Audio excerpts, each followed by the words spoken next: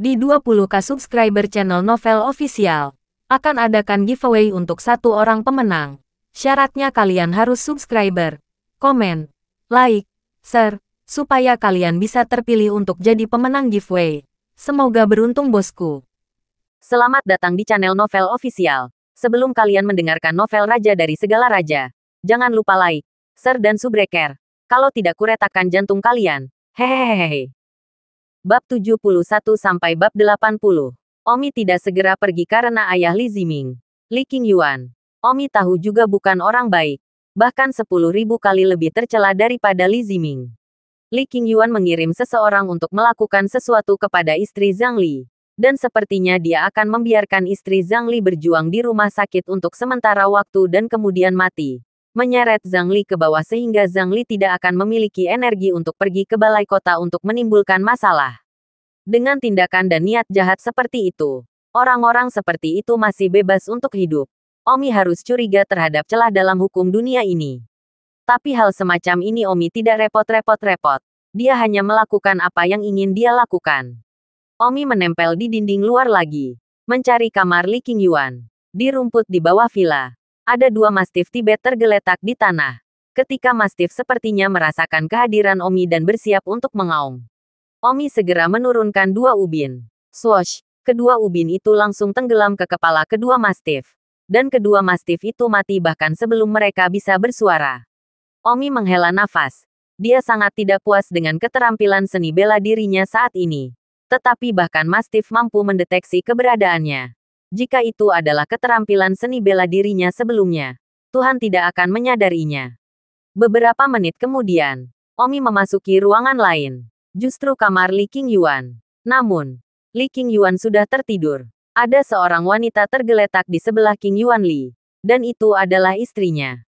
Kekuatan internal Omi melonjak. Dan embusan angin kecil bertiup di dalam ruangan. Li Qingyuan terbangun dari tidurnya sementara istrinya masih tertidur lelap. Karena Omi sudah menembak istrinya tak sadarkan diri. Li Qingyuan terkejut ketika dia melihat orang itu berdiri di kamarnya. Siapa kamu? Li Qingyuan panik dan bertanya. Omi berkata, kamu bisa memanggilku Wan David Red Dash. Satu kekalahan Red Dash. Bukankah kamu orang yang menabrak rumah? Tepat sekali. Omi sangat tertekan. Dia tidak menyukai istilah perampok rumah. Sepertinya tidak ada yang percaya bahwa dia merampok orang kaya dan memberi kepada orang miskin. Mereka semua memperlakukannya sebagai barker perampok rumah. Tidak heran polisi mencarinya dengan sekuat tenaga. Apa yang kamu lakukan di rumahku jika kamu tidak merampok rumah? Omi berkata. Dimanapun ada ketidakadilan, saya ada di sana. Li Qingyuan, kamu mengabaikan kehidupan dan membuat orang membunuh istri Zhang Dali. Tindakan jahat seperti itu. Apakah kamu mengakui kesalahanmu atau tidak? Li Qingyuan sangat marah. Apa yang kamu inginkan? Saya di sini untuk mencari keadilan bagi Zhang dengan penuh semangat, Omi. Keadilan. Wajah Li Qingyuan berubah. Dia tanpa sadar berpikir bahwa dia ada di sini untuk merampoknya. Li Qingyuan hendak berteriak. Pengawalnya sedang tidur di sebelah dan merupakan seorang ahli seni bela diri. Namun, kekuatan tiba-tiba menyenggol bahunya. Dan Li Qingyuan tidak bisa berteriak. Suaranya berubah sangat serak. Kamu tidak perlu berjuang lagi. Karena aku sudah di sini. Tidak mungkin kamu bisa terus bebas dan bahagia hari ini. Selain itu, meridian putramu benar-benar rusak. Menjadi tidak valid yang tidak bisa mengurus dirinya sendiri. Bukankah seharusnya kamu menemaninya? Apa? Anakku. Kamu. Ya, sebelum aku datang ke kamarmu. Aku sudah meruntuhkan meridian di sekujur tubuh Li Ziming. Tidak, suara Li Qingyuan serak dan dipenuhi amarah saat dia berteriak. Jika Anda tahu sebelumnya, mengapa Anda melakukan itu? Anda tidak menganggap orang lain serius. Demikian juga, orang lain juga tidak menganggap Anda serius. Orang vs.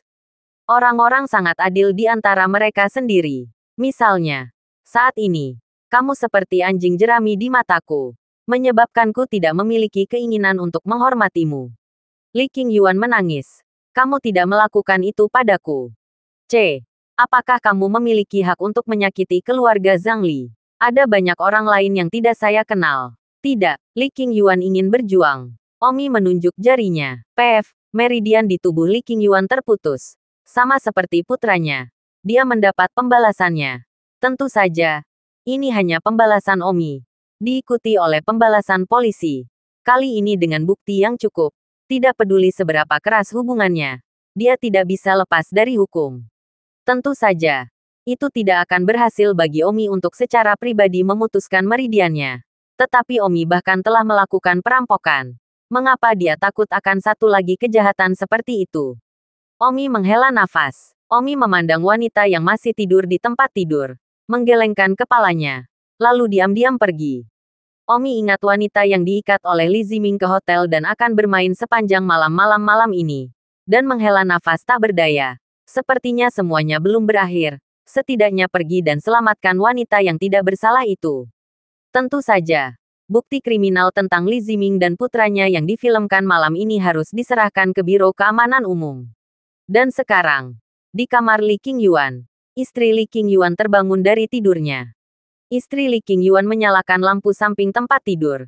Dan ketika dia melihatnya seorang suami, dia berteriak. Ada apa denganmu? Istri Li Qingyuan berteriak ketakutan. Segera bangkit. Dan pergi ke kamar sebelah untuk memanggil pria itu. Segera. Beberapa anak buah Li Qingyuan datang dan bergegas dan segera memanggil polisi. Namun, pada saat itu, jeritan istri Li Qingyuan terdengar dari kamar lantai atas lagi. Beberapa anak buahnya bergegas ke atas dengan panik. Mereka melihat bahwa Li Ziming, seperti ayahnya, terbaring tak bergerak di tempat tidur. Seperti ayahnya, yang juga terbuang sia-sia. Segera, polisi datang. Di tengah malam, Li Ziming dan putranya terbuang sia-sia. Dan juga benar-benar pantas mendapatkannya. Polisi juga tahu bahwa Li Ziming dan putranya bukan orang baik, dan tidak bersimpati dengan mereka. Kapten, cepat. Cepat datang. Satu kekalahan debu merah muncul. Dia melumpuhkan Li Ziming dan putranya di tengah malam. Su Meiqian sedang berjuang. Karena 2 hari telah berlalu sejak Wan David Red Dust telah merampok rumah. Dan direktur telah memintanya untuk menangkap Wan David Red Dust dalam 3 hari. Tetapi itu akan segera berakhir. Dan Wan David Red Dust tidak terlihat. Polisi juga telah dapat mengetahui apakah ada bukti bahwa korban telah terlibat dalam salah satu kejahatan. Dan pada saat ini, Omi muncul di sebuah hotel. Omi agak robek. Dia tidak bisa secara terbuka masuk dari lobi hotel untuk menyelamatkan orang. Karena akan mudah untuk mengekspos dirinya sendiri. Ayah dan anak Li Ziming sia-sia. Polisi pasti akan menyelidiki. Harus tahu bahwa itu adalah kekalahan debu merah yang harus dilakukan. Polisi sudah menginginkannya. Omi tidak bisa menginginkan masalah. Tidak ada pilihan. Omi hanya bisa menyelinap ke kamar Hotel 908. Tetapi, Omi di dinding luar. Untuk menemukan kamar Hotel 908 tidak mudah. Pada saat ini, di kamar Hotel 908, seorang wanita menggairahkan dengan tubuh menggairahkan, yang juga mengenakan pakaian wanita profesional, sedang berbaring di lantai dengan tangan terikat di belakang punggungnya. Dengan kain hitam di atas kepalanya. Mulutnya masih tertutup selotip. Dan tentu saja, tak perlu dikatakan, kakinya juga diikat. Di ruangan ini, ada juga 3 pria yang duduk. Ketiga pria ini merokok dan mengobrol. Salah satu pria memandang wanita di lantai dan berkata, "Sial, tubuh wanita ini juga terlalu bagus. Jika ini terus berlanjut, saya benar-benar tidak tahan lagi. Saya benar-benar tidak tahan lagi. Saya benar-benar tidak tahan lagi." Yang lain berkata, "Kamu. Bahkan jika kamu tidak bisa menahannya, kamu harus memegangnya. Ini adalah gadis Ming, dan Ming akan menjadi keren ketika dia datang nanti." Tapi, cewek ini sangat cantik dan seksi Berbaring di lantai lagi. Aku benar-benar tidak bisa mengendalikan diri. Kamu tidak takut mati untuk menyentuhnya. Aku mendengar bahwa cewek ini masih perawan. Kamu akan hancur segera setelah kamu menyentuhnya. Jika tidak, maka tidak masalah jika kita berdua atau 3 bersenang-senang sebelum Ming datang. Ming mungkin tidak tahu, tapi seorang perawan tidak akan berhasil. Kamu bilang wanita ini. Ku dengar 22 tahun. Lulus kuliah. Bagaimana masih perawan Oh, beberapa orang hanya lebih bersih. Nama wanita ini adalah Wen Qi. Dia berusia 22 tahun dan baru saja lulus dari perguruan tinggi. Setelah lulus dari perguruan tinggi, dia mengandalkan dukungan orang tuanya serta keterampilannya sendiri untuk membuka perusahaan pakaian. Dan sekarang perusahaan baru mulai lepas landas. Jadi dia bekerja sendiri setiap malam. Dia belum menemukan pacar selama bertahun-tahun. Bukan karena dia menuntut, tetapi dia belum bertemu siapapun yang dia minati. Malam ini dia meninggalkan perusahaan sangat terlambat seperti biasa. Tetapi dia tidak menyangka bahwa begitu dia mencapai garasi bawah tanah gedung dan berjalan keluar dari pintu lift di lantai -2, sebuah tas hitam tiba-tiba mengangkat kepalanya. Setelah itu, dia dibawa ke sini. Wenqi bukan wanita yang cengeng, selalu menjaga kepalanya tetap dingin. Namun, dalam situasi seperti ini, dia adalah wanita yang lemah. Tidak ada yang bisa dia lakukan untuk menjaga kepalanya tetap dingin karena dia bahkan tidak bisa melakukan pembicaraan dasar. Atau dia masih bisa bernegosiasi dengan beberapa penculik. Wenqi tahu bahwa sepertinya pihak lain hanya ingin tidur dengannya tanpa mengetahuinya. Saat Wenqi mendengarkan para penculik, salah satu dari mereka tidak bisa membantu tetapi mencoba untuk datang dan memindahkannya beberapa kali karena Wenqi terlalu tergoda. Tetapi dua lainnya menghentikannya. Wenqi takut dengan apa yang akan terjadi malam ini. Saat ini, Wenqi membenci mengapa dia tidak jatuh cinta di sekolah menengah dan perguruan tinggi dan memberikan malam pertamanya. Atau setidaknya kepada pria yang dia cintai. Bukan malam ini. Diambil paksa. Sayangnya, tidak ada penyesalan. 1 detik untuk mengingat membaca buku. Wenqi mencoba segalanya. Tetapi tidak ada cara untuk menyelamatkan dirinya sendiri. Dan dengan tenang dia juga mulai pingsan di dalam. Sekarang dia hanya berharap penculik yang belum datang akan meninggalkannya hidup-hidup setelah dia selesai mencemarkannya. 2 baris air mata tanpa sadar terlepas dari sudut mata Wenqi. Wenqi berharap ada keajaiban di dunia ini. Seseorang akan muncul entah dari mana dan menyelamatkannya. Wenqi bersumpah bahwa jika ada yang bisa menyelamatkannya saat ini, dia akan menikahinya. Sayangnya, ini hanya hayalan diri dalam keputusasaannya. Semakin Wenqi memikirkannya, semakin menyakitkan. Dan semakin banyak air mata mengalir. Tetapi dia tidak berteriak. Karena menangis mungkin membuat penculik yang tidak bisa menahan diri untuk menyentuhnya kehilangan cengkeramannya. Omi merangkak dan berbaring di dinding luar hotel tanpa suara. Tempat Omi berbaring adalah lantai 9 hotel. Omi tidak tahu kamar mana yang merupakan kamar 908. Jadi dia hanya bisa mengandalkan suara dan cara lain untuk menentukan. Pada saat ini, ketika Omi melewati dinding luar salah satu kamar, dia mendengar napas 4 orang di dalam dan juga mendengar satu orang berkata, "Mengapa Ming belum datang? Jangan khawatir, dia akan segera ke sini." Dari Langkan, Omi sudah bisa melihat wanita itu tergeletak di lantai diikat. Akhirnya, aku menemukannya. Omi langsung melompat masuk. Siapa itu? Ketiga penculik segera menatap Omi. Omi mendengus. Lang, beraninya kamu merampok putri-putri rakyat. Hari ini aku akan mematahkan salah satu jarimu. Aku harap kamu mengingat pelajaran hari ini. Mengubah cara jahatmu dan berperilaku baik di masa depan. Setelah mengatakan itu, Omi melemparkan pisau di tangannya. Dan belati itu lewat di depan ketiga penculik. Dan saat berikutnya, ketiga jari itu bersama-sama. Itu jatuh ke lantai. Ah, ketiga penculik segera berteriak. Masing-masing dari mereka telah mematahkan jari. Pah. Omi langsung bergegas dan membuat ketiga penculik itu pingsan. Wanita yang tergeletak di tanah berjuang mati-matian. Seolah-olah dia melihat harapan untuk diselamatkan. Omi melangkah maju dan melepaskan ikatan tudung hitam di kepala wanita itu. Dan ketika dia melihat wajah wanita itu, Omi memang terkejut. Betapa cantiknya wanita itu. Tidak heran Li Ziming cukup putus asa untuk menculiknya dan datang ke hotel untuk bersenang-senang. Tidak. Wanita itu menatap Omi dan menyentak. Tapi sayangnya Omi sudah ditutup matanya. Omi merobek rekaman itu dari mulut wanita itu. Terima kasih, Enron. Wanita itu diselamatkan dan menangis karena bersyukur. Dia berfantasi jika ada keajaiban. Dia tidak pernah berpikir seseorang akan benar-benar jatuh dari langit dan menyelamatkannya. Sama-sama.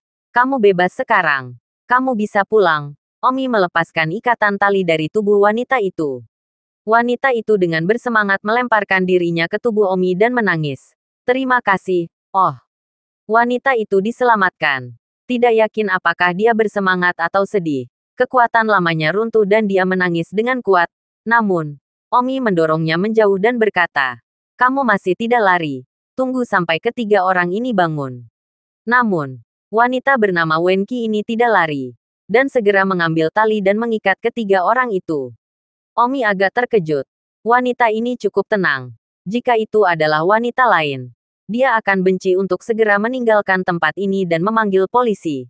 Tetapi dia mengikat para penculik terlebih dahulu. Wenqi mengikat ketiga penculik itu. Dan baru kemudian dia melihat Omi dan ingin menanyakan nama kakeknya. Namun, ruangan itu sudah kosong dari sosok Omi. Wenqi terkejut. Ahli apa? Siapa dia? Mengapa dia menyelamatkanku? Mengapa dia tahu aku ada di sini? Setengah jam kemudian, Don telah kembali ke rumah dan tertidur. Seolah-olah malam itu tidak ada hubungannya dengan dia.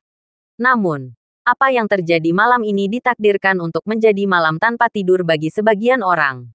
1 jam kemudian, di hotel, beberapa polisi membawa ketiga penculik dengan jari patah ke dalam mobil polisi. Wenqi dan orang tuanya berdiri ke samping. Ayah Wenqi terlihat sangat marah. Siapa yang berani menyentuh putriku? Wenqi berkata, "Ayah, saya baru saja mendapatkan kata-kata dari ketiga penculik itu. Itu putra Li Qingyuan, Li Ziming." "Apa? Putra Li Qingyuan?" Ayah Wenqi dipenuhi dengan kemarahan. Namun, Li Qingyuan tidak mudah diprovokasi. Li Qingyuan memiliki hubungan dengan 3 kekuatan tidak teratur utama kota Linjiang, Hua Longtang, dan putra tertua Li Qingyuan, Li Zidan, bahkan lebih dari sosok. Ibu Wenqi bertanya dengan hati yang teraba. "Kiki, siapa pria berbaju hitam yang menyelamatkanmu?" "Saya tidak tahu." Wenqi bersyukur. Ketika dia belum diselamatkan, dia berkata pada dirinya sendiri di dalam bahwa jika ada yang bisa menyelamatkannya, dia pasti akan menikahinya. Meskipun dia terlalu putus asa untuk berfantasi seperti itu pada saat itu, tetapi dia tidak berharap fantasi itu benar-benar terjadi. Dalam hatinya, Wenqi berkata, "Pria berbaju hitam, aku tidak peduli siapa kamu. Selama aku diizinkan untuk menemukanmu, aku pasti akan menikahimu. Dan aku berharap aku akan bisa bertemu denganmu lagi." Wenqi memeluk Omi pada waktu itu. Jadi Wenqi bisa merasakan bahwa pria berbaju hitam itu berotot rapat, tulang yang terdefinisi dengan baik, dan memiliki udara masa muda yang sangat kuat. Pasti seorang pemuda, paling tidak lebih dari 30. Oleh karena itu, hati Wenqi ingin bertemu dengan pria berpakaian hitam itu lagi. Dan dia bersumpah bahwa tidak peduli seperti apa pria berpakaian hitam itu, dia bersedia menikahinya. Tapi dia khawatir mungkin tidak ada kesempatan lain untuk bertemu dengannya lagi. Pria berbaju hitam juga melihat kecantikan dan sosoknya. Tetapi dia tidak melakukan penghujatan apapun. Dia juga tidak bersemangat tentang dia. Wenqi percaya bahwa pria berbaju hitam itu pasti memiliki karakter moral yang tinggi. Pada saat ini, di lokasi konstruksi tidak jauh dari sekolah menengah Baiyun. Di dalam bangunan lokasi konstruksi yang gelap, ada 3 anak laki-laki yang diikat di rantai ke pilar beton. Oh, Cao Yan tidak bisa menahan tangis.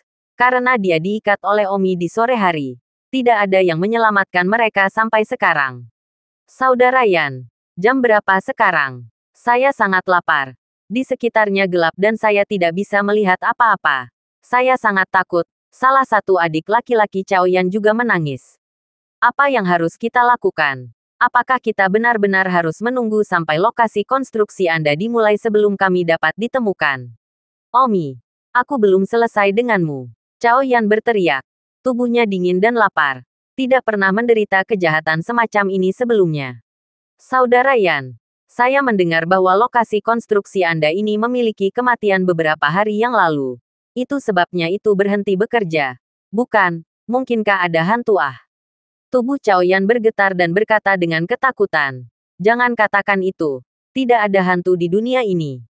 "Saudara Yan, ini adalah lokasi konstruksi keluarga Anda. Bagaimana jika para pekerja migran yang mati secara tidak adil itu mencari Anda? Saya sangat takut. Mungkin para pekerja migran yang mati secara tidak adil itu berdiri di belakang kami." Adik laki-laki lain sibuk berkata, "Sesama saudara hantu. Jangan cari aku ah. Ini bukan lokasi pembangunan rumahku ah." Cao Yan menggigil di sekujur tubuhnya dan melihat sekeliling. Mengulurkan tangan dan tidak melihat apa-apa. Dan mengingat kecelakaan yang terjadi di lokasi konstruksi ini beberapa hari yang lalu. Tiba-tiba menyeramkan. Bagaimana jika para pekerja migran yang terbunuh secara tidak adil itu benar-benar keluar mencarinya? Situs web pertama Natia, online. Ah, Omi. Aku membencimu. Cao Yan berteriak ketakutan. Membenci Omi ke sumsum tulangnya. Keesokan harinya, Omi bangun, mencuci wajahnya dan menyikat giginya. Lalu makan sarapan dan bersiap-siap untuk sekolah. Sepertinya melupakan peristiwa tadi malam. Saat Omi sedang sarapan, TV di dinding ruang makan sedang memutar berita pagi. Dan Liona menonton berita tanpa berkedip. Pada pukul 1 pagi hari ini, perampokan terakhir, yang mengalahkan debu merah yang mengaku merampok orang kaya untuk membantu orang miskin, akhirnya muncul lagi dan meruntuhkan meridian pengusaha terkenal kota Linjiang Li Qingyuan serta putranya Li Ziming, membuat ayah dan anak mereka menjadi tidak sah yang tidak bisa mengurus diri mereka sendiri. Mari kita tonton laporan langsungnya. Layar TV beralih ke tempat kejadian, dan seorang reporter menunjuk ke sebuah ruangan dan berkata, "Ini adalah tempat kejadian perkara. Tadi malam sekitar pukul 1 pagi, Li Ziming lumpuh dari meridiannya dan pingsan di lantai ini. Tidak dapat bergerak. Cacat seumur hidup." Menurut dikte Li Ziming dan putranya, pria berbaju hitam itu mengaku sebagai debu merah yang dikalahkan. Mari kita wawancarai apa yang dikatakan Kepala Interpol Sumei Qian. Seorang polisi wanita yang mengenakan seragam polisi tetapi tidak bisa menyembunyikan tubuhnya yang panas dan memiliki wajah malaikat muncul di layar. Itu adalah Sumei Qian. Omi melihat Sumei Qian di TV lagi dan harus mengaguminya. Cewek seksi ini memang cantik. Hanya saja tidak terlalu lembut. Wajah Sumei Qian sangat buruk. Terakhir kali kekalahan pencurian debu merah masih hilang. Dan sekarang datang untuk menyia-nyiakan orang. Tetapi juga keadilan. Tetapi kali ini Sumei Qian tidak terlalu jijik. Karena dia juga tidak menyukai Li Ziming dan putranya. Mereka memiliki akhir ini. Tetapi juga pantas mendapatkannya. Tentu saja, dia adalah seorang perwira polisi. Pantas mendapatkan ini. Dan hanya bisa mengatakan dalam hatinya. Tim Su, saya mendengar bahwa Anda telah berada di sini sepanjang malam untuk menyelidiki. Apakah Anda sudah membuat kemajuan? Reporter itu bertanya. Sumei Qian berkata, "Ini, saya meremehkannya. Tampaknya keterampilan seni bela dirinya jauh lebih tinggi dari yang saya harapkan. Tidak meninggalkan jejaknya. Terakhir kali debu merah yang dikalahkan merampok lebih dari 3 juta. Mengancam akan merampok orang kaya untuk membantu orang miskin. Sementara kali ini mengancam untuk meregangkan. Hakim Chang, bagaimana menurutmu? Seperti yang Anda tahu, Li Ziming baru saja dibebaskan oleh pengadilan kemarin. Apakah menurut Anda ada hubungan antara kedua peristiwa itu?" Alis Sumei Qian berkerut. Sebagai seorang perwira polisi, dia tidak bisa memberikan pendapat pribadinya tentang hal-hal seperti itu terlalu banyak. Sumei Qian berkata, "Mengenai keadilan putusan dalam kasus Li Ziming, saya tidak akan mengomentarinya. Itu tidak ada hubungannya dengan isi pekerjaan saya. Saya hanya tahu bahwa tugas saya adalah melindungi keselamatan warga kota Linjiang. Pencuri ini, Wan David Reddas, yang berfantasi bahwa dia adalah perwujudan keadilan, telah melanggar hukum, dan saya akan melakukan apapun untuk membawanya ke pengadilan."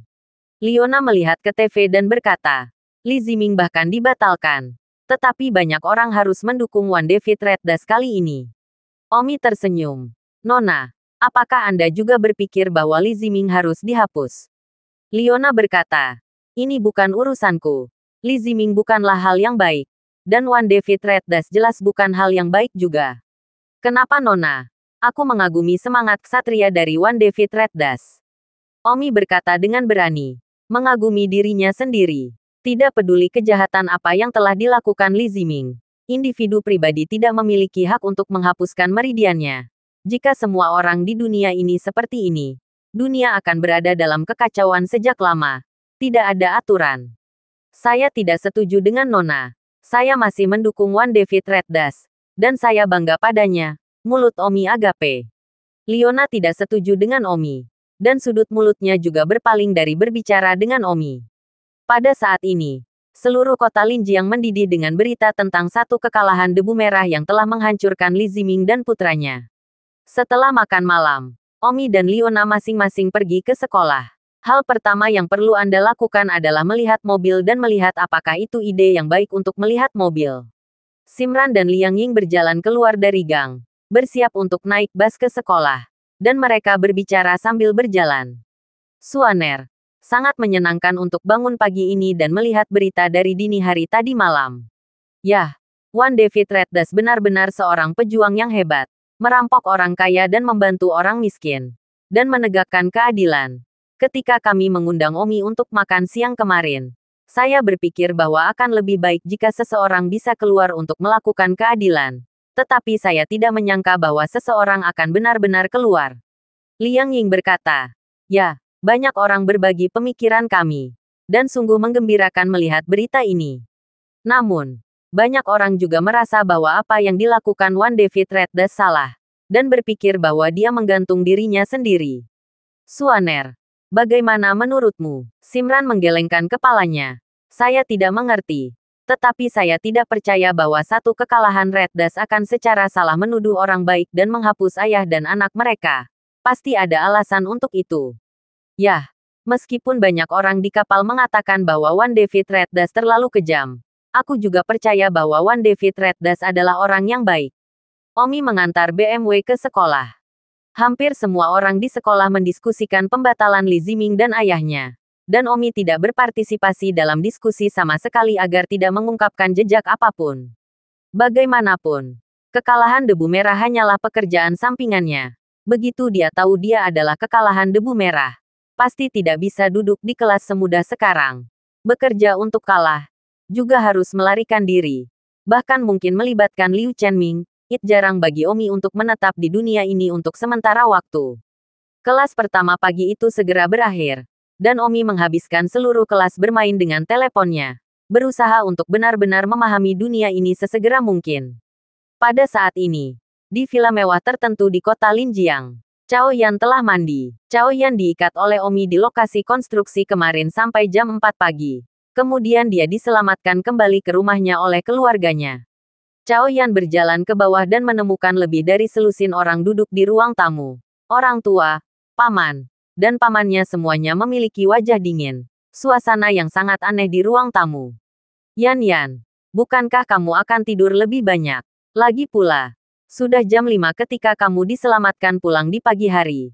Dan kamu hanya tidur selama beberapa jam, kata ibu Cao Yan dalam kesusahan. Cao Yan mengertakkan gigi. Aku tidak bisa tidur. Omi membuatku sangat menderita. Bagaimana aku bisa tidur jika aku pergi ke sekolah sekarang? Sebelum Cao Yan bangun, ayah Cao Yan dan yang lainnya sedang mengobrol di ruang tamu tentang masalah ini. Dan konsekuensinya diperkirakan akan parah. Benar saja. Ayah Cao Yan berkata dengan marah. Omi itu, yang mengikat putraku di lokasi konstruksi. Masalah ini tidak boleh dihentikan. Cao Yan berkata, ayah, aku akan menyelesaikan masalah ini sendiri. Cao Yan tidak ingin keluarganya mengirim ahli ke sekolah untuk membantunya membersihkan Omi saat ini. Lagi pula, jika penjahat lain tahu tentang ini, mereka pasti akan diejek. Penjahat kampus yang suci. Tetapi dia sangat tidak berguna. Yan, bukankah kamu mengatakan bahwa keterampilan seni bela diri Omi lebih baik dari milikmu? Bagaimana Anda memperbaikinya? Cao Yan mendengus. Ada banyak orang di sekolah yang keterampilan seni bela diri lebih baik dari saya. Apakah saya pernah diintimidasi sebelumnya? Aku akan pergi ke sekolah. Cao Yan pergi dari rumah. Setelah Cao Yan pergi, paman Cao Yan berkata, Yan tidak membiarkan keluarganya terlibat di sekolahnya. Tapi kita tidak bisa membiarkan Omi menggertak Yan. Saya telah menyelidiki bahwa Omi adalah pengawal kampus yang disewa oleh Liu Chenming untuk putrinya. Bagaimana kalau menelepon Liu Chenming dan menjatuhkannya? Jika Liu Chenming masih tidak tahu bagaimana harus bertobat, maka jangan salahkan kami karena bersikap kasar padanya di mal. Ayah Cao Yan mengangguk dan segera menemukan nomor telepon Liu Chenming. Semua orang adalah sosok yang terhormat. Jadi menemukan nomor telepon Liu Chenming itu mudah.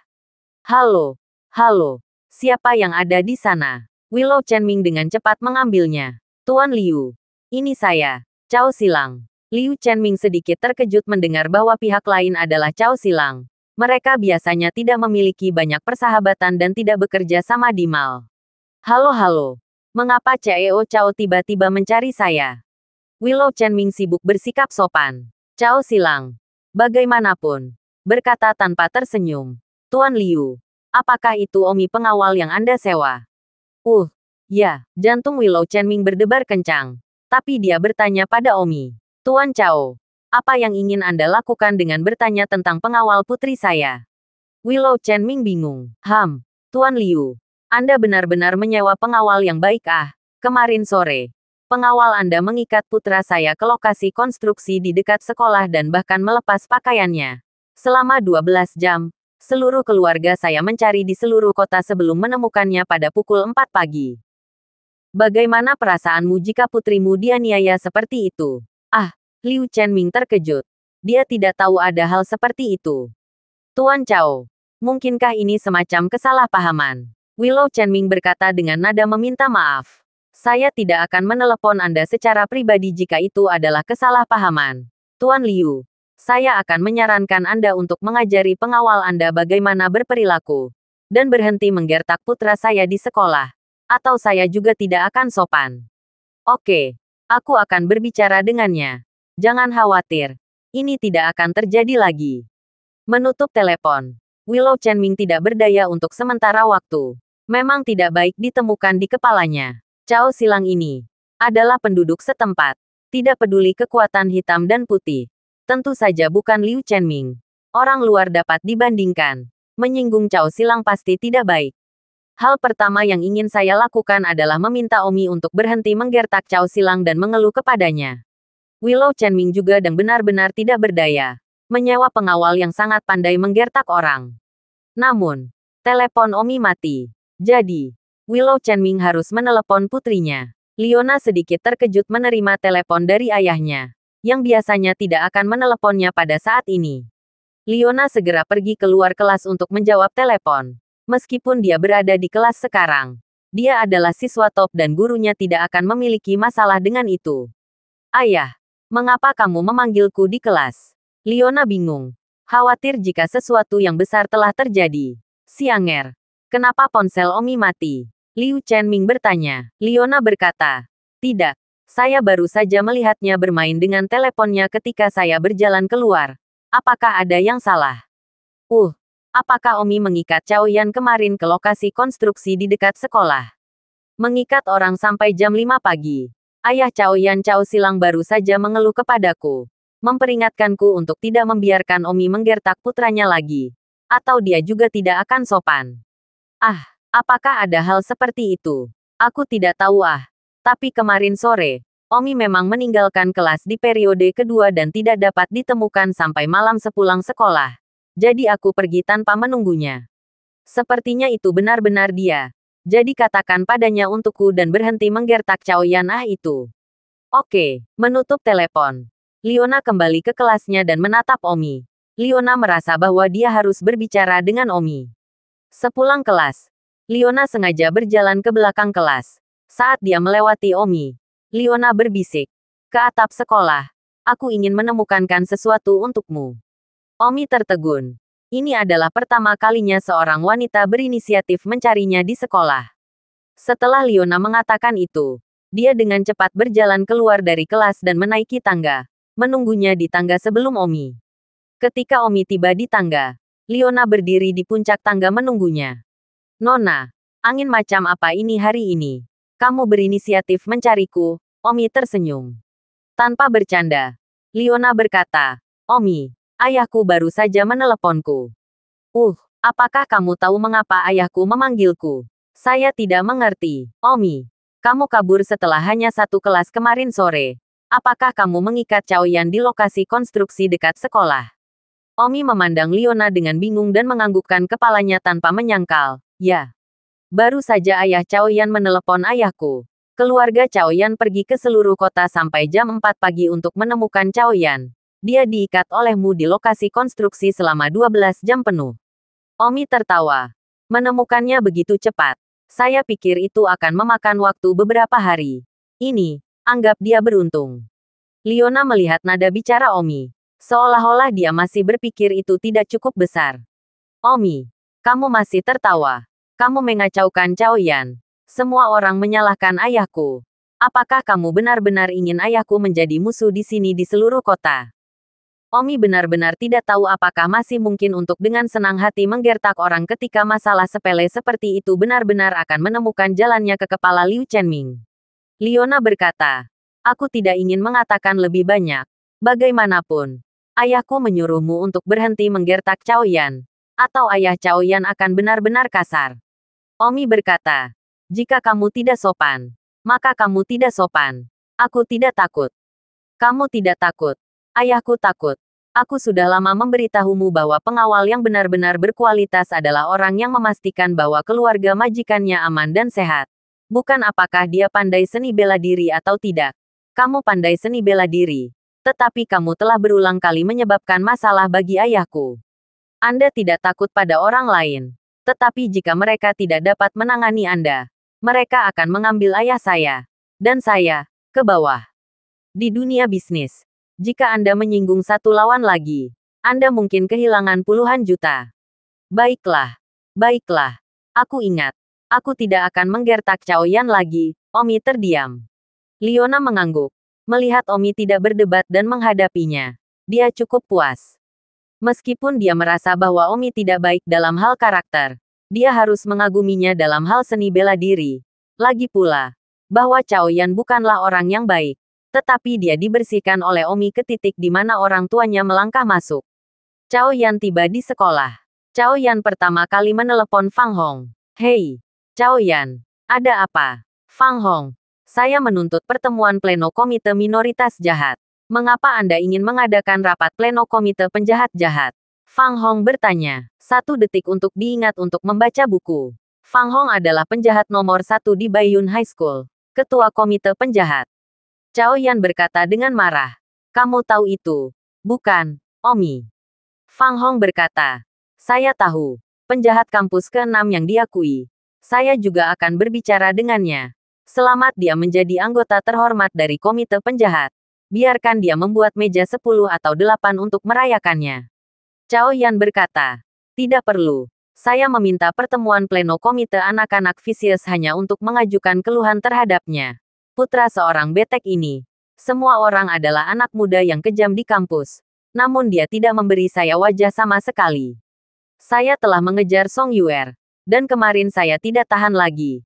Jadi saya menangkap Song Yuer dan memperkosanya di lokasi konstruksi. Siapa yang tahu Omi putra betek ini? Dia ingin mendapatkan bantuan Song Yuer. Bahkan di tanganku. Aku diikat ke lokasi konstruksi. Penyelamatan Song Yuer. Perusahaan telah dalam proses mengembangkan produk baru selama 2 tahun terakhir, dan telah bekerja pada pengembangan produk baru selama lebih dari 1 dekade. Saya menuntut rapat pleno. Apakah Anda setuju atau tidak? Fang Hong mengutuk. Rumputku. Hanya menjadi anak muda yang jahat dan berani bergaul seperti ini. Di antara kita anak-anak muda yang jahat. Ada kesepakatan. Kita tidak mencuri wanita satu sama lain. Kita tidak melanggar kepentingan satu sama lain. Dia terang-terangan mencuri wanitamu. Ini terlalu melanggar hukum. Pertemuan ini harus diadakan. Bagus. Saya akan segera memberitahu yang lain. Hati Cao Yan bahagia. Kali ini, mari kita lihat bagaimana semua orang akan menjaga Omi. Dia tidak bisa melakukannya sendiri. Tetapi kekuatan seluruh komite pemuda jahat sudah cukup untuk menjaga Omi. Segera. Di lantai 5 gedung staf. Di sebuah ruangan kecil. 5 Evil Souls semuanya bersama-sama. Mereka adalah Evil Sao Fang Hong pertama, Evil Sao Xielin Yu kedua, dan kemudian anggota komite Jinhu, Roger, dan Cao Yan. Sao Xielin Yu jahat kedua bertanya, mengapa kita mengadakan rapat pleno hari ini? Apa temanya? Tentang Omi. Kemarin Omi mencuri wanita Cao Yan dan mengikatnya di lokasi konstruksi selama lebih dari 12 tahun. Jam, kata First Evil Sao Fang Hong. Rumputku. Evil Sao yang baru dipromosikan ini terlalu tidak tahu aturan. Xielinyu memarahi. Cao Yan, yang berada di samping dengan wajah muram, merasa sangat malu untuk membicarakan hal ini di depan Evil Souls lainnya. Jika siswa lain di sekolah tahu bahwa salah satu dari 5 Evil Souls, dia diikat di lokasi konstruksi, dia pasti akan kehilangan semua wajahnya dan tidak perlu bercampur. Pada saat itu, semua orang melihat bahwa salah satu penjahat yang lebih rendah, Jinhu, tidak terlihat terlalu baik. Jinhu, kenapa kamu terlihat begitu pucat? Ngomong-ngomong, Wajahmu bengkak. Apa yang salah dengan itu? Sangat mudah untuk merusak reputasi Evil Youngster kami jika Anda keluar dengan gambar seperti itu. Jinhu sedikit takut untuk mengatakannya, tetapi tetap memutuskan untuk mengatakannya. Jinhu mengertakkan gigi dan berkata, aku tidak akan menyembunyikannya dari kalian. Aku juga akan mengajukan keluhan terhadap Omi atas luka yang aku terima. Ah, beberapa penjahat terkejut. Mereka berpikir bahwa hanya Cao Yan yang telah diperbaiki oleh Omi. Tetapi mereka tidak menyangka bahwa Jinhu juga telah diperbaiki oleh Omi.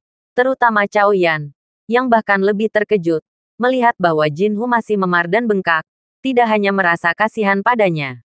Pada saat ini, semua orang melihat ke sisi Roger yang diam. Fang Hong berkata, Roger, kamu memiliki gips di tanganmu. Apa yang salah denganmu lagi? Fang Hong yang tertekan. 3 dari 5 orang yang datang ke pertemuan para penjahat. Ketiganya datang dengan luka-luka. Roger berkata, jika aku memberitahumu bahwa aku juga dipukuli oleh Omi, maukah kamu percaya padaku? Apa? Beberapa orang menyeka keringat dingin dan berpikir bahwa Jinhu telah dipukuli oleh Omi. Tetapi Roger bahkan lebih buruk, dipukuli sampai dia mematahkan tulangnya. Roger berkata, saya adalah salah satu yang pertama dipukuli oleh Omi Jumat lalu. Tetapi saya tidak tahu dia adalah Omi pada saat itu. Sampai saya membaca posting di sekolah kemarin. Dan saya menyadari bahwa orang yang memukuli saya dan orang yang menghancurkan mobil saya untuk memo adalah penjahat baru. Masalah ini keluarga saya sudah menelepon polisi. 1 juta plus mobil saya tidak bisa dihancurkan tanpa alasan. Bahkan jika Cao Yan tidak mengemukakannya hari ini, aku akan membawanya ke rapat pleno komite Sao Jahat. Fang Hong dan Xie Lin Yu saling memandang. Keduanya melihat keterkejutan dan kemarahan di mata satu sama lain. Omi diam-diam dan memukuli 3 dari 5 anak muda yang kejam. Fang Hong berkata, tampaknya sangat perlu untuk mengadakan pertemuan penuh komite 5 anak muda jahat hari ini. Kenapa Omi belum datang? Jinhu, bukankah kamu di kelas yang sama dengan Omi sekarang? Mengapa kamu tidak memanggilnya? Jinhu tertekan. Jangan sebutkan itu. Aku belum pernah ke kelas. Aku dulu berada di kelas dan bisa berjalan melintasi ruangan. Tapi sekarang Omi duduk di baris berikutnya untukku. Hek, aku tidak nyaman di sekujur tubuhku. Aku akan berganti kelas. Kalau tidak aku akan ditekan oleh Omi. Dan aku tidak akan bisa berpura-pura sakit untuk waktu yang lama. Roger berkata, pindah kelas. Apakah Anda tidak ingin mengejar Leona? Jika kamu tidak mengejarku, aku bisa mengambil alih. Dan kemudian jangan salahkan aku karena mengabaikan protokol muda jahat. Jinhu mendengus. Omi juga memukul Leona. Menurutmu kenapa lagi aku akan bertengkar hebat dengan Omi? Jinhu benar-benar akan meletakkan emas di wajahnya. 3 pukulan dan 2 tendangan diurus oleh Omi. Dan dia masih memiliki keberanian untuk menyebutnya pertempuran besar. Cao Yan sangat marah. Omi menyelamatkan Song Yuer kemarin. Dengan sengaja mencoba mendapatkan niat baik Song Yuer. Tetapi saya tidak berharap dia mencoba untuk mencoba. Pukul Leona lagi. Ini terlalu berlebihan. Xie Lin Yu mendengus. Untungnya, Omi tidak memukul Simran saya. Kalau tidak saya akan membuatnya menyesal datang ke dunia. Cao Yan memandang Xie Lin Yu dan benar-benar ingin memberitahunya bahwa Omi sudah memukul Simran dan telah memperingatkannya untuk tidak menyentuhnya kemarin di lokasi konstruksi. Namun, Cao Yan tidak berani mengatakannya karena dia sudah melanggar perjanjian anak muda jahat dengan mencoba diam-diam mengejar Simran secara rahasia. Pada saat ini, semua siswa di sekolah berada di kelas. Tiba-tiba, radio sekolah berbunyi. Hei hei, tolong Omi pergi ke lantai 5 gedung staf untuk menghadiri rapat pleno komite pemuda jahat. Pengumumannya diputar lagi. Tolong Omi. Kelas senior 32. Silakan pergi ke lantai 5 gedung staf untuk menghadiri rapat pleno komite pemuda jahat setelah mendengar pengumuman. Omi tertegun ketika mendengar pengumuman itu. Semua orang berada di kelas yang tenang saat ini ya. Di kelas 32. Kebetulan kelas guru Chen Tianming. Chen Tianming sedang mengajar. Tetapi pengumuman tiba-tiba mengganggunya. Perusahaan telah dalam proses mengembangkan produk baru selama beberapa tahun terakhir. Dan telah mengerjakan produk baru untuk waktu yang lama. Chen Tianming menghentikan kuliahnya dan menghancurkan kapurnya ke meja lekteran. Rasa sakit tertahan di dalam. Donasi untuk Face Upload Tang. Seluruh kelas yang terdiri dari 32 siswa semuanya memandang Omi. termasuk Liona. Pertama kali saya berada di kelas. Saya harus menunggu sampai akhir kelas untuk membuat pengumuman publik. Tetapi sekarang seluruh sekolah ada di kelas. Omi tidak berniat untuk pergi ke sidang pleno. Chen Tianming melihat bahwa Omi tidak akan meninggalkan kelas dan berkata dengan wajah hitam, "Lanjutkan dengan kelas." Saat itu, telepon Chen Tianming berdering. Dan ketika dia melihat, Jinhu memanggilnya. Chen Tianming kesal lagi. Dia akhirnya mengambilnya. Hanya untuk melihat apa. Tepatnya, yang ingin dikatakan Jinhu. Untuk apa? Chen Tianming tidak memiliki suasana hati yang baik. Guru Chen, apakah Omi ada di kelas? Harimau Emas bertanya. Bergabunglah dengan grup Telegram untuk chit-chat dan pembaruan cepat. Apa yang bisa saya lakukan untuk Anda? Itu. Kamu beritahu Omi dan katakan padanya untuk bergegas ke pertemuan itu. Chen Tianming benar-benar ingin menghancurkan teleponnya. Ada apa dengan pertemuan itu? Membuatnya begitu megah. Seolah-olah itu lebih penting daripada kelas. Chen Tianming berkata, "Jangan menyela kelas saya lagi. Saya tidak punya waktu. Anda harus memberitahu diri sendiri." Alis Jinhu berkerut. Dan dia berkata dengan marah, "Guru Chen, itu akan membunuhmu untuk memberitahu. Bawa telepon ke Omi. Jangan paksa aku melakukan kesalahan padamu." Chen Tianming memelototi Omi dan berkata dengan marah, "Ini untukmu." Omi mengangkat telepon. "Halo, siapa itu? Ini aku. Jinhu." Jinhu tampaknya mendapat dukungan dari komite dan berbicara dengan keras. "Untuk apa, Tanzin? Cepatlah ke pertemuan itu. Bagaimana jika aku tidak pergi?" kata Don Omi. "Kamu sendirian dengan konsekuensinya saat itu." Omi hanya merasa lucu. Chen Tianming terengah-engah. "Omi, tolong jangan ganggu siswa lain di kelas di sini." Omi meletakkan ponselnya. Dalam hal ini, Omi pergi untuk mengadakan pertemuan komite pemuda jahat. Omi meninggalkan kelas dan pergi ke lantai 5 gedung staf. Sebuah ruangan kecil. Ini adalah ruang pertemuan staf. Hanya sangat sedikit staf yang biasanya bertemu di sini. Omi masuk. 5 orang duduk di dalam. BSCP. 3 dari mereka saling mengenal. Yaitu Roger, Jinhu, dan Cao Yan. Sementara 2 lainnya tidak saling mengenal. Dan mereka berlima memandang Omi serempak.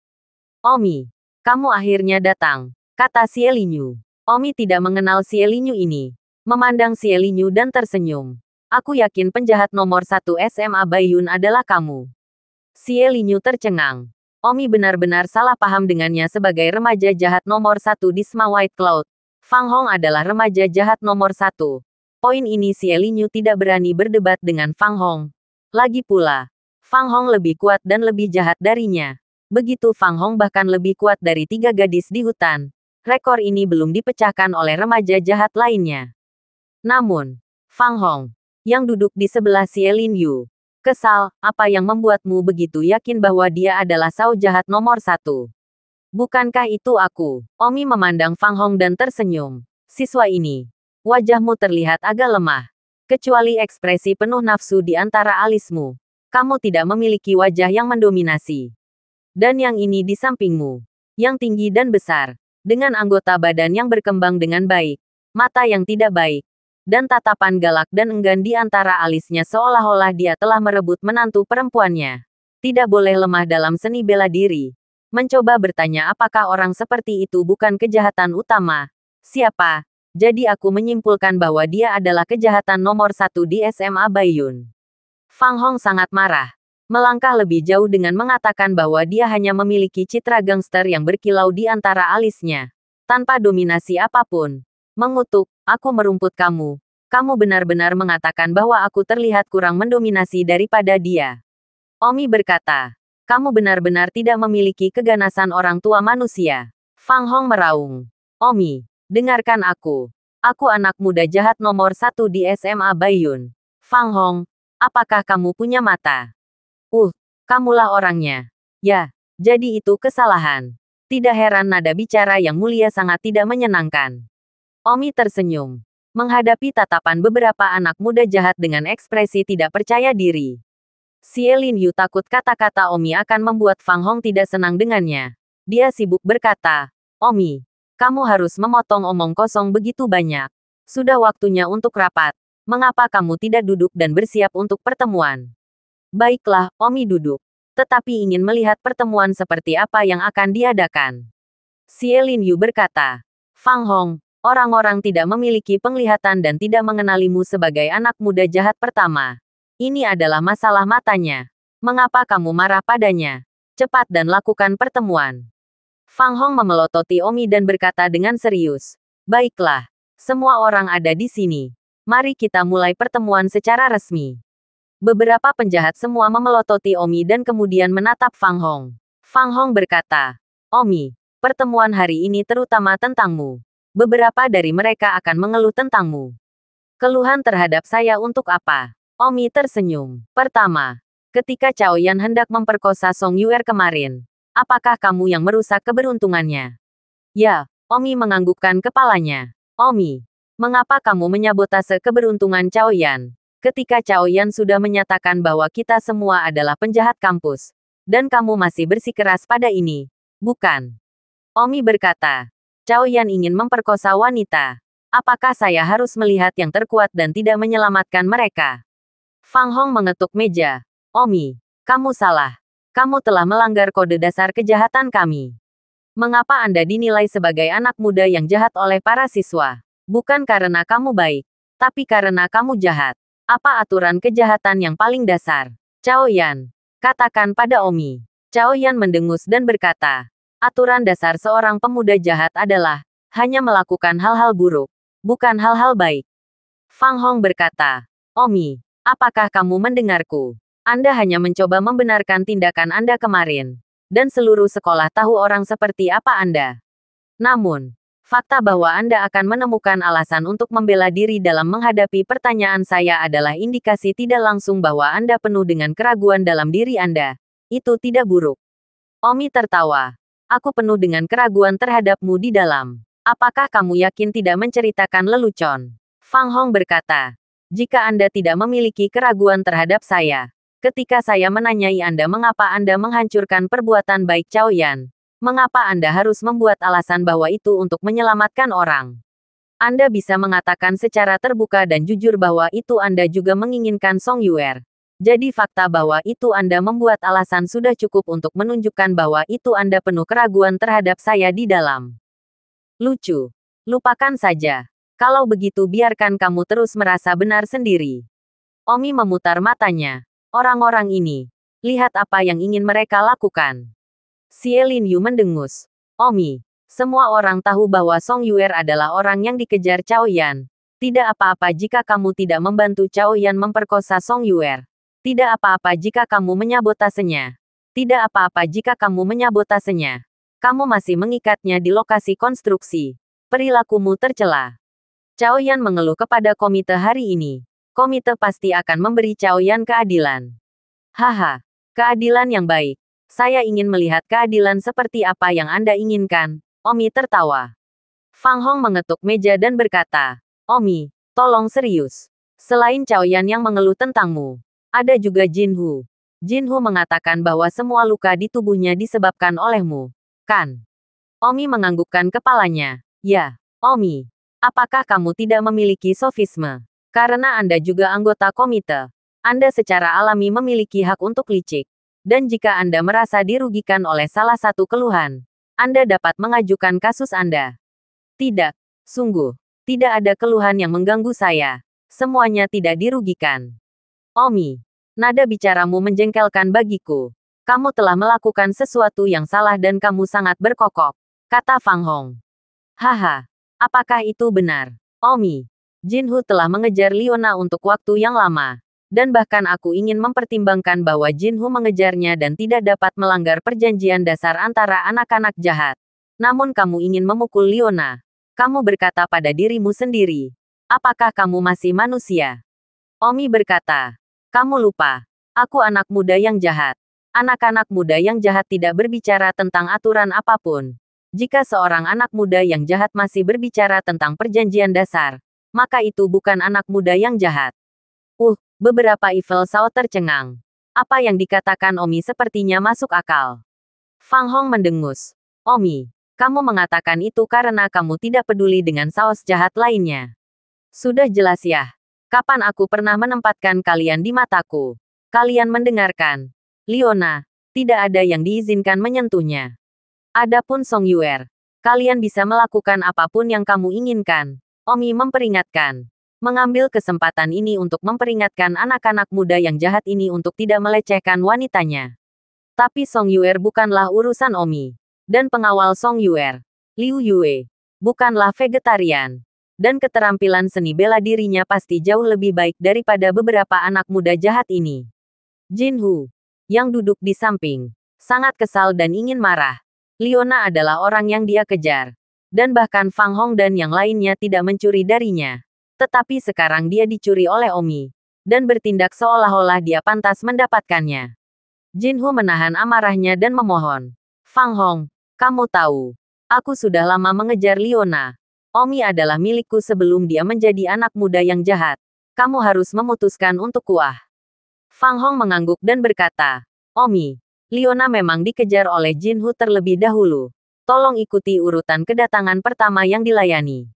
Jika Jin Hu gagal dalam pengejarannya, maka hanya kamu yang bisa mengejarnya. Ini adalah masalah pedoman dasar dari Evil Younger. Hahaha, Omi tertawa terbahak-bahak. Hari apa? Lelucon besar, Omi berkata. Singkatnya, siapapun yang berani menyentuh Liona, timbang saja situasinya. Pada saat itu, Cao Yan berkata dengan marah, Omi, kamu baru saja mengatakan bahwa Song Yuer melakukan apapun yang dilakukan orang lain. Jadi apa maksudmu kemarin? Karena kamu tidak mengejar Song Yuer, mengapa kamu merusak hariku kemarin? Fang Hong, kamu harus membuat keputusan untukku juga. Omi sengaja mencoba mempersulitku. Fang Hong berkata, Omi, bagaimana kamu menjelaskan ini? Jelaskan pantatku. Meskipun aku tidak memiliki kasih sayang untuk Song Yuer, aku harus mengakui dia cantik dan aku tidak tahan melihat gadis cantik seperti itu dicemarkan oleh babi. Itu saja. Kata Omi. Cao Yan menamparkan meja dan berteriak.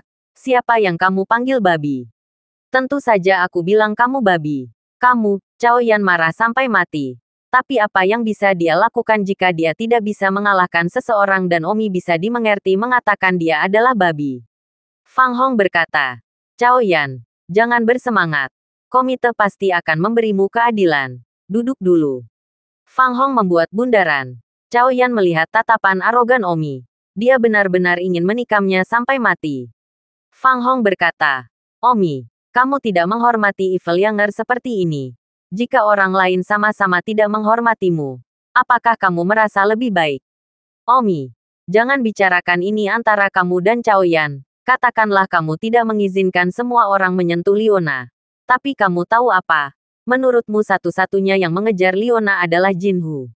Salah. Jin Hu hanya mengejarnya di antara para penjahat. Selain kami beberapa penjahat. Ada Master Genius. Ada siswa top. Dan ada fanatik kampus di sekolah. Ada banyak orang yang mengejar Liona. Dan itu karena persaingan besar yang harus kita lawan daripada bersaing satu sama lain. Sao fanatik kampus. Omi benar-benar tidak tahu bahwa SMA Baiyun memiliki anak-anak gila kampus selain anak-anak jahat kampus. Fang Hong berkata, omong kosong. 5 anak muda kampus yang merajalela sama terkenalnya dengan 6 anak muda kampus kami yang merajalela. Perbedaannya adalah, kita dibenci oleh semua orang karena penjahat tidak pernah melakukan sesuatu yang baik. Kampus 5 anak gila berbeda. Mereka terutama marah sebelum mereka diakui sebagai anak muda gila. Aku berkeringat. Omi terdiam. Betapa bosannya para siswa sekolah menengah Baiyun ini. Mereka berdua jahat dan gila. Kami 6 Evil Sao. Dan 5 Mad Sao. Selalu berada di sisi yang berlawanan. Mad Sao memandang rendah kami Evil Sao. Dan kami Evil Sao juga memandang rendah mereka Mad Sao. Omi, saya tidak takut untuk memberitahu Anda bahwa Liona Anda. Selain Jin Hu Sao jahat kami mengejarnya. Chen Ziji dari 5 Maniacs Mayor juga mengejarnya. Jadi Anda bisa melihat sendiri. Apakah kamu pikir kamu bisa mendapatkan Liona jika kamu menghentikan harimau emas? Omi merasa ingin tertawa. Pemuda gila itu datang untuk ikut bersenang-senang. Sekolah menengah Baiyun ini terlalu rumit. Fang Hong menoleh dan berkata kepada Jin Hu. Jin Hu, lupakan saja. Karena Omi menginginkan Liona, maka kamu membiarkannya memilikinya. Kamu sudah lama mengejar Liona. Itu tidak seperti kamu akan bisa mengejar ketinggalan. Jin Hu terengah-engah. Aku bersumpah dia juga tidak bisa mengejarnya. Chen Ziji dari Five Madmen memiliki sebagian besar keunggulan atas dirinya. Cao Yan dengan sibuk bertanya, bagaimana denganku? Apakah aku hanya akan diganggu oleh Omi secara gratis?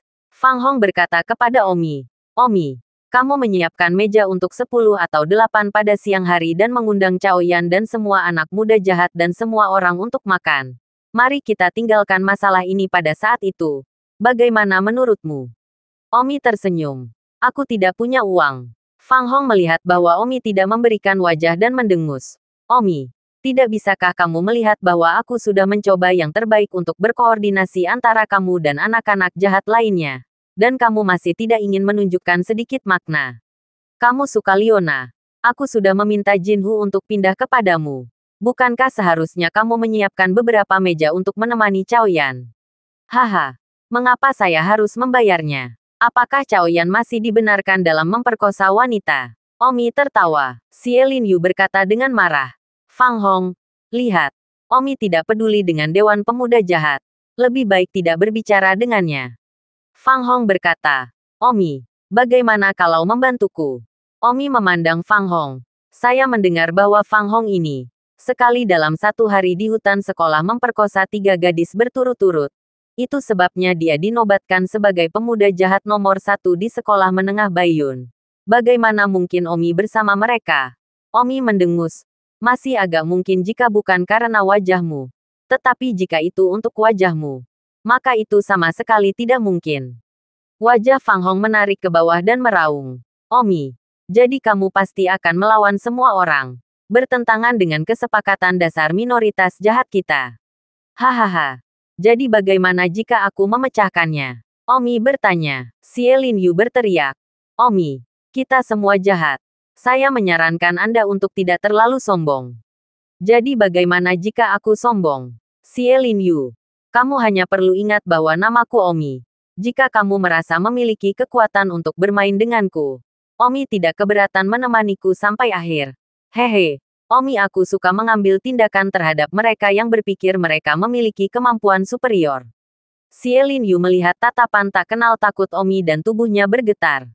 1 detik untuk mengingat membaca buku. Fang Hong berkata, Omi, jangan terlalu mencengkeram. Apakah kamu benar-benar berpikir kamu bisa meniduri siapapun sendirian? Apakah Anda tahu berapa banyak adik laki-laki yang saya miliki? Para ahli jenius di sekolah itu bahkan tidak berani main-main denganku. Apa kamu? Kamu benar-benar ingin memaksaku untuk memanggil seseorang? Omi berkata, tidak ada salahnya. Kamu bisa memanggil semua orang yang kamu kenal. Omi tidak keberatan bermain denganmu. Oh, aku akan membiarkan kalian mengerti bahwa Su Chen tidak pernah berbicara kata-kata kosong. Aku punya 100 cara untuk membuat kalian tinggal. Tapi kamu, tidak ada yang bisa aku lakukan tentang hal itu. Kalian semua tahu. Orang seperti ini, tidak ada lagi yang bisa dikatakan. Cao Yan sangat marah. Awalnya Omi mengundang meja 10 atau 8 untuk memberinya permintaan maaf. Dia juga bisa melupakan masalah ini. Dia juga bisa menjelaskan kepada orang tuanya di rumah. Jadi dia tidak akan begitu malu. Tetapi siapa tahu, Omi bahkan tidak memberikan wajah ini. Tidak. Dia bahkan tidak memberikan wajah Fang Hong dan mengucapkan kata-kata arogan seperti itu. Xie Lin Yu berdiri dan berkata dengan wajah muram. Omi, ku dengar kamu sangat pandai seni bela diri dan mereka bertiga tidak cocok untukmu. Karena kamu sangat tugi. Kamu pasti terlalu percaya diri. Jadi biarkan aku belajar darimu. Omi tertawa dan menghela nafas. Kucing berkaki 3 macam apa yang mencoba mempelajari keterampilan seni bela diri saya? Apa yang kamu katakan? Mungkinkah kamu membenciku? Xie Lin Yu mengangkat alisnya dan bertanya. Omi mengangguk. Kamu masih memiliki kesadaran diri untuk mengetahui bahwa aku meremehkanmu. Kamu, Xie Lin Yu marah dan marah. Dia tidak berharap untuk benar-benar meremehkannya. Cek kamu. Omi, aku sudah lama tahan denganmu. Aku baru saja memasang denganmu. Dan ketika Fang Hong ingin memberimu kesempatan untuk meminta maaf, aku akan mengambil tindakan untuk memberimu pelajaran. Xie Lin Yu menamparkan meja.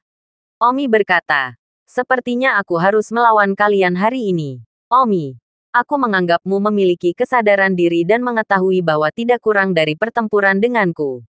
Xie Lin Yu juga menggunakan kata-kata yang sama kembali ke Omi. Hahaha. Kamu akan menyesal melawanku. Apakah aku menyesalimu? Xie Lin Yu bergegas menuju Omi. Fang Hong tidak mengatakan apa-apa saat ini. Pada kenyataannya, dia telah menahan Omi untuk waktu yang lama. Tetapi dia merasa bahwa Omi tidak mudah diprovokasi. Itu sebabnya dia tidak menyerang sejak awal, memberi Omi kesempatan terlebih dahulu, dan mencoba menghindari pertarungan yang buruk jika dia bisa. Tapi aku tidak menyangka Omi begitu menyeret kakinya sehingga dia bahkan tidak akan mengundang beberapa meja untuk meminta maaf. Dan dia bahkan membuat pernyataan gila seperti itu. Pada saat ini, karena Xie Lin Yu tidak bisa mentolerir Omi lagi, dia bisa mengambil kesempatan ini untuk melihat apakah Omi benar-benar kuat. Semua orang fokus pada Xie Lin Yu, terutama Jin Hu, Cao Yan dan Roger, yang ingin Omi diberi pelajaran untuk membunuh kekuatannya, karena tidak peduli dengan anak-anak muda lainnya.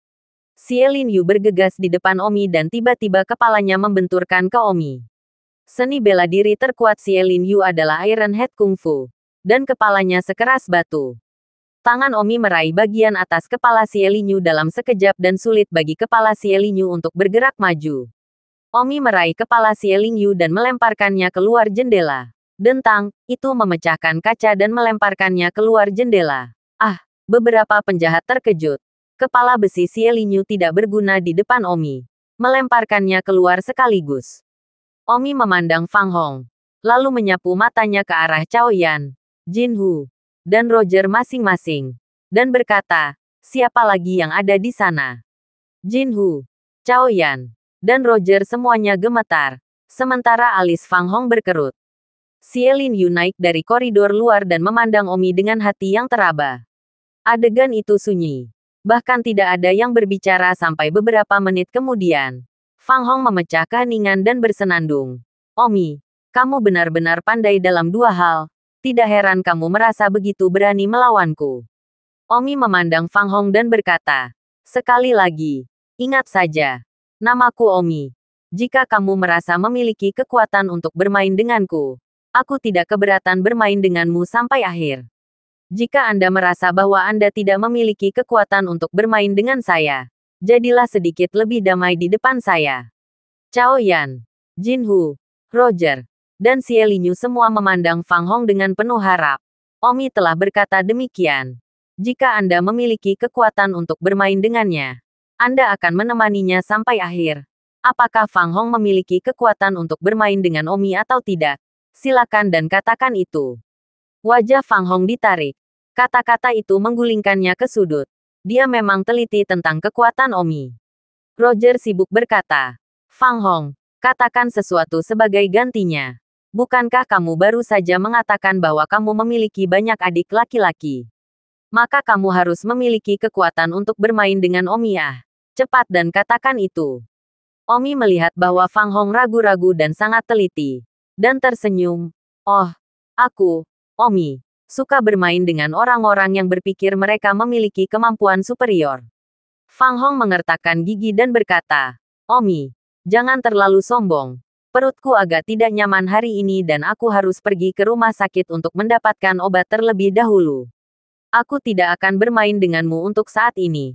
Tapi ingat, aku Fang Hong, anak muda jahat nomor 1 di SMA Baiyun. Aku akan bermain denganmu. Dan aku juga punya 100 cara untuk membuatmu tidak kemana-mana.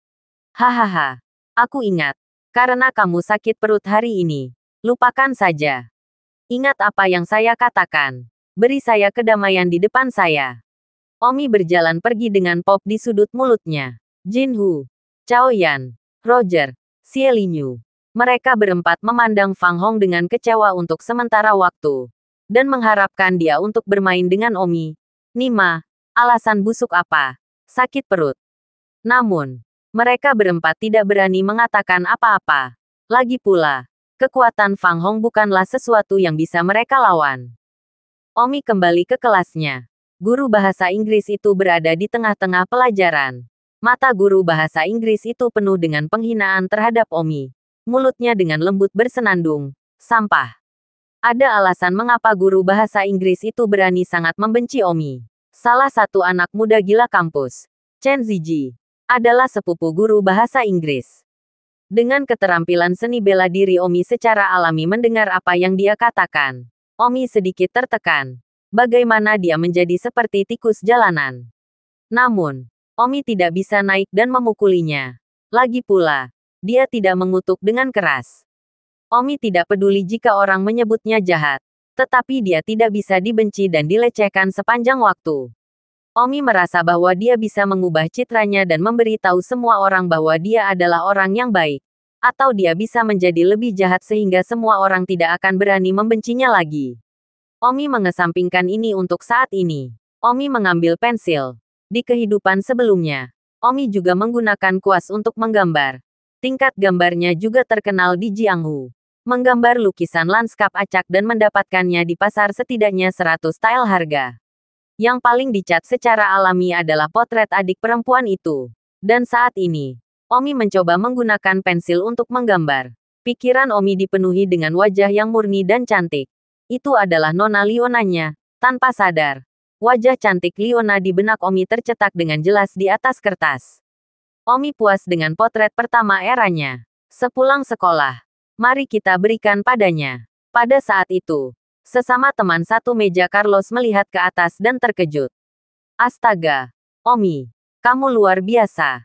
Kamu menggambar terlalu banyak seperti itu, kan? Pesona ilahi itu. Saya hampir mengira itu adalah orang yang nyata. Carlos, karena terkejut, tanpa sadar memanggil. Teriakan Carlos segera memberitahu guru bahasa Inggris itu dan melihat ke atas dengan marah. Omi tersenyum rendah hati. Baiklah, tapi pensil ini cukup detail. Jadi lebih halus daripada kuas. Dan guru bahasa Inggris itu berteriak. Apa yang kalian berdua lakukan? Berdirilah untukku. Carlos bergegas untuk berdiri. Dan Omi harus berdiri juga. Guru bahasa Inggris itu berjalan ke arah Omi dan melihat potret di atas meja. Namun, guru bahasa Inggris itu tidak mengagumi gambar ilahi Omi. Tetapi marah karena dia menggambar wanita cantik di kelasnya. Guru bahasa Inggris itu mengambil potret Omi, merobeknya menjadi beberapa bagian, lalu menariknya ke dalam bola dan melemparkannya ke tempat sampah. Omi menahan amarahnya. Ini terlalu banyak pengganggu. Dia awalnya ingin memberikan potret itu kepada wanita itu, sehingga dia akan memiliki kesan yang lebih baik tentang dia. Tetapi dia tidak berharap guru bahasa Inggris itu merobeknya tanpa alasan. Sebenarnya, itu bukan tanpa alasan. Semua orang tahu bahwa salah satu dari 5 orang gila, Chen Ziji, yang merupakan sepupu guru bahasa Inggris, juga mengejar Liona. Omi sekarang menggambar potret Liona. Dia tidak boleh menyukainya di dalam hatinya. Guru bahasa Inggris secara alami berharap sepupunya dapat mengejar Liona. Jadi dia merobeknya begitu dia melihat potret Omi. Omi berkata, "Guru, bukankah terlalu berlebihan bagimu untuk merobek potretku?" Guru bahasa Inggris itu melotot. "Apa? Mencoba mengancamku dengan identitasmu sebagai pemuda jahat? Saya hanya ingin berbicara dengan Anda tentang masalah ini. Mengapa Anda merobek potret saya? Saya tidak berpikir saya mengganggu kelas Anda. Bukan." Omi kesal. "Kamu menggambar seorang gadis cantik di kelasku. Itu bukan tidak jika aku tidak menendang pantatmu. Salah, izinkan saya memberitahu Anda. Omi, guru lain mungkin teliti tentang status jahat Anda. Tapi saya tidak. Anda sampah. 3 kelas 5 senior yang baik tidak tinggal. Apa yang harus datang ke kelas 32? Tersesat." Omi mendengus. "Apa yang harus kamu lakukan denganku datang ke kelas 32? Guru ini. Jangan paksa aku. Jujur saja, aku memaksa diriku untuk bertahan di dalam sekarang." "Tidak perlu bertahan. Pukul aku jika kamu punya nyali. Kamu penjahat kampus. Bukankah kamu jahat? Lalu pukul aku sampai mati. Atau cacat aku. Ayo, lakukan. Cacat aku." Omi mencoba yang terbaik untuk bertahan. Guru ini entah bagaimana merobek lukisannya. Dan dia juga memiliki nada dan penampilan yang sombong. Seolah-olah Omi adalah anak muda yang jahat. Tidak peduli apa yang dia lakukan pada Omi. Dia adalah sisi keadilan. Carlos melihat bahwa Omi memegang kedua tinjunya. Dia sibuk meraih tinju Omi dan berbisik, "Omi, jangan impulsif. Tidak baik memukul guru. Kamu mungkin akan diusir. Guru bahasa Inggris itu memelototi Carlos dan berkata, "Mengapa kamu menariknya? Biarkan dia memukulimu. Dia sekolah. Bukan, dia pengganggu dan tembakan besar. Saya hanya ingin melihat apakah dia berani memukuli saya hari ini. Jika Anda tidak punya nyali, maka saya membenci Anda." Seorang anak muda yang sangat jahat yang bahkan tidak berani memukuli seorang guru. Anak muda jahat macam apa dia? Jangan berpura-pura menjadi anak muda yang jahat di masa depan. Di masa depan, jujurlah di kelas saya dan jangan memberi saya hal-hal yang tidak berarti untuk dilakukan. Omi berkata, "Guru ini, Anda merobek potret saya sejak awal. Saya hanya mengatakan apakah itu terlalu banyak atau tidak, dan tidak mengatakan apa-apa. Tetapi Anda canon balet untuk menyerang saya. Saya mengatakan satu kalimat. Anda mengatakan 10. Saya sekarang curiga bahwa itu Anda adalah anak muda yang kejam di sekolah." Guru bahasa Inggris itu berteriak, "Jangan memaksaku." Omi tertawa. Oke, kali ini dia bertahan. Yang membuatnya bukan anak muda yang kejam. Omi pergi ke tumpukan sampah kelas. Hanya membuang bola kertas itu untuk diambil. Potret dan kemudian direkatkan adalah, "Jangan repot-repot dengan pengetahuan umum seorang guru." Guru bahasa Inggris itu melihat Omi masih berani mengambilnya. Wajahnya menyilang. Mengambil bola kertas. Swoosh. Dan melemparkannya keluar jendela. Omi memandang guru bahasa Inggris itu dengan tatapan berapi-api dan berkata dengan marah, "Sungguh pengganggu." Sepupu guru bahasa Inggris adalah anak muda gila kampus. Tentu saja tidak takut pada Omi anak-anak jahat kampus ini. Anak-anak muda yang gila adalah musuh bebuyutan dari anak-anak muda yang kejam. Carlos menarik pakaian Omi dan menyuruh Omi untuk tenang. Kelas memandang Omi dalam diam. Berpikir bahwa guru bahasa Inggris itu benar-benar berani untuk tidak takut bertarung dengan anak-anak muda yang kejam. Tentu saja, kita semua tahu bahwa guru bahasa Inggris itu sangat berani karena sepupunya adalah Matt Major. Jika tidak, dia pasti seperti guru lain yang tidak berani menyinggung Eiffel Major.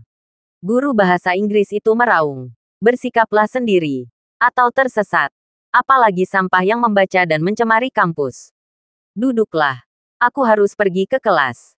Carlos sibuk duduk dan menarik Omi ke bawah juga. Guru bahasa Inggris itu berjalan kembali ke podium. Pada saat itu, kelas meletus menjadi tepuk tangan meriah. Pah-pah. Tepuk tangan bergema di kelas 32. Jelas, ini karena semua orang melihat guru bahasa Inggris dengan berani melawan anak muda jahat itu. Melawan anak muda jahat Omi. Tergerak oleh roh guru yang tak kenal takut. Anak muda jahat itu berkelahi juga merasa sangat keren. Mau tidak mau bertepuk tangan. Baiklah. Berhenti bertepuk tangan. Lanjutkan pelajaranmu. Jangan biarkan sampah ini mempengaruhi pelajaranmu. Guru bahasa Inggris itu tertawa. Kelas menjadi tenang dan mulai pergi ke kelas. Namun, Omi merasakan sesak di dadanya. Mengapa? Mengapa demikian? Tepatnya, saya tidak takut untuk mengambil peran sebagai pecundang, merampok orang kaya dan memberi kepada orang miskin. Tetapi juga untuk membantu keadilan. Membunuh orang untuk membayar nyawa mereka. Saya membiarkan diri saya ketidakadilan.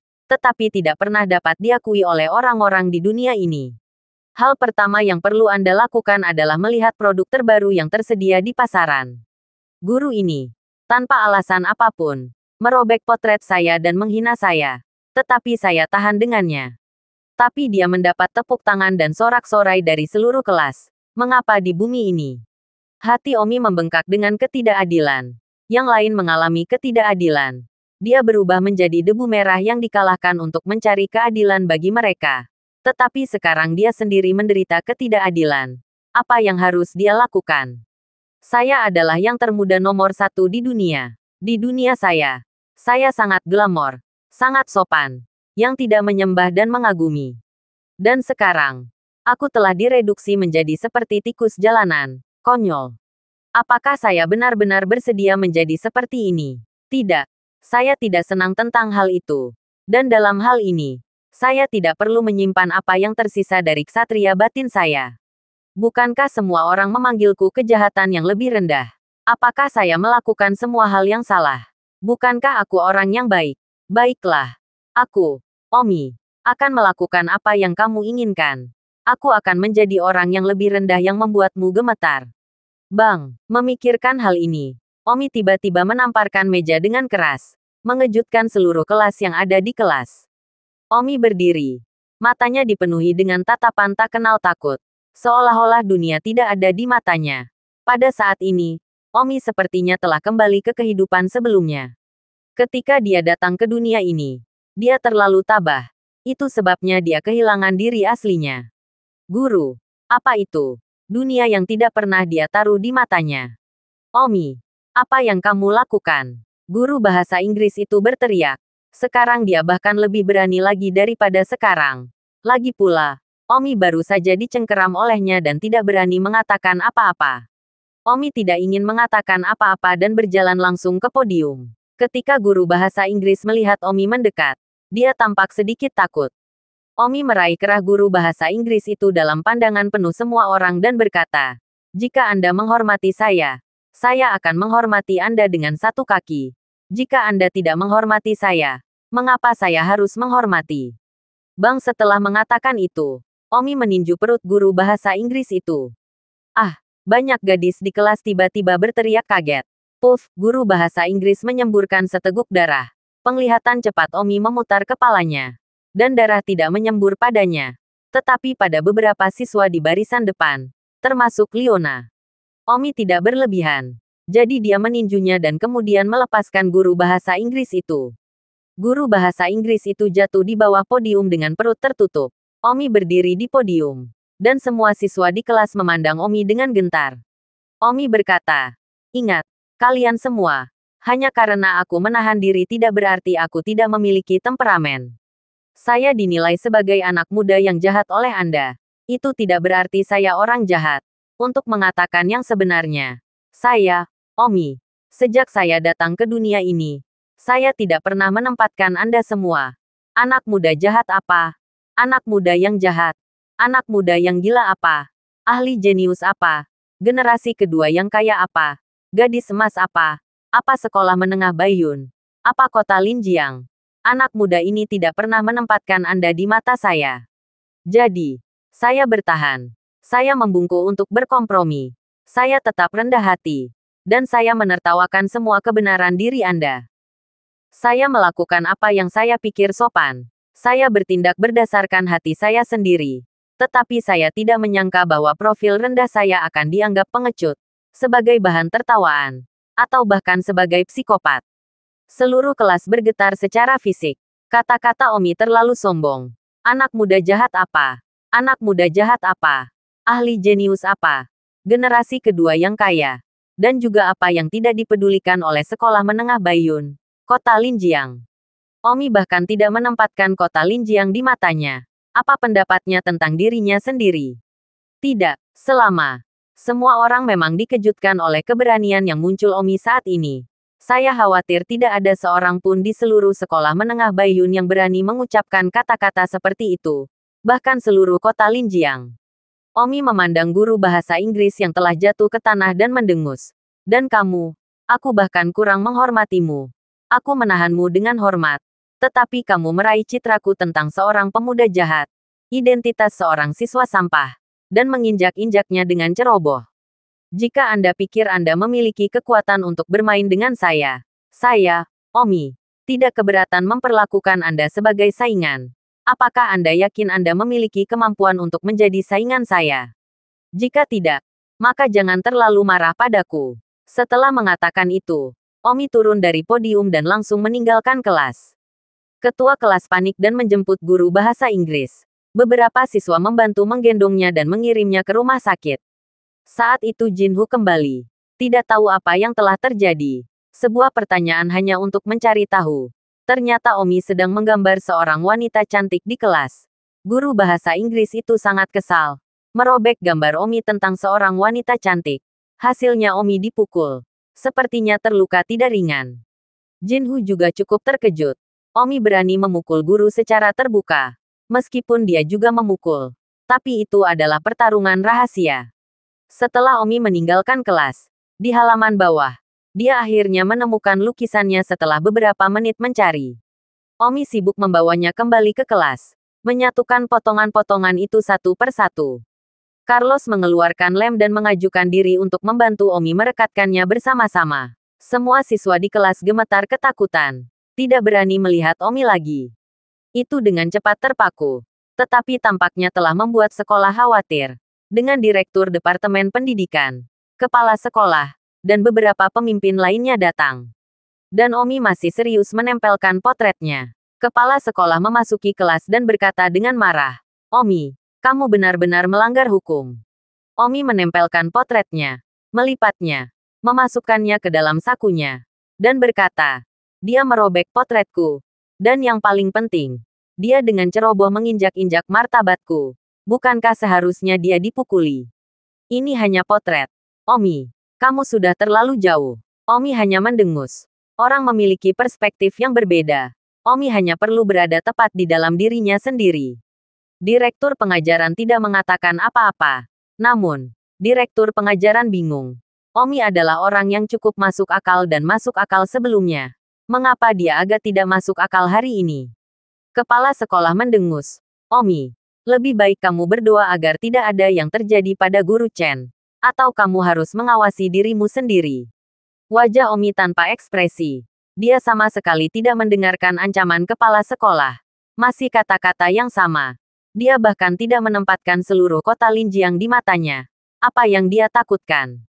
Kepala sekolah dan yang lainnya pergi segera setelah itu. Liona mengumpulkan keberaniannya dan berjalan ke arah Omi. Kali ini bahkan jika seluruh kelas tahu tentang hubungannya dengan Omi, dia masih harus memarahi Omi. Sebagai pengawalnya, memukuli guru itu adalah aib bagi ayahnya. "Omi, ikutlah denganku ke atap. Ada yang ingin kukatakan padamu." Liona berkata dengan nada bias.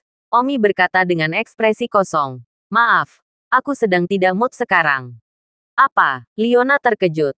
Bagaimana Omi bisa berbicara dengannya seperti itu? Sebelum Omi setidaknya dianggap sopan padanya. Meskipun dia adalah seorang pemuda jahat. Tetapi terlepas dari insiden toilet itu, dia tidak benar-benar melakukan tindakan buruk terhadapnya setelah itu, apalagi berbicara dengan dingin padanya. Tapi sekarang, dia hendak meminta Omi untuk pergi ke atap dan mendidiknya. Tetapi ditolak dengan dingin oleh Omi. Liona mendengus kesal. Omi berbicara dengan sangat dingin. Seolah-olah dia sedikit tersesat di dalam hatinya dan melebih-lebihkan posisinya di hati Omi. Jadi dia harus kembali ke tempat duduknya. Terima kasih sudah mendengarkan novel Cerita Raja dari Segala Raja. Sampai jumpa di novel selanjutnya.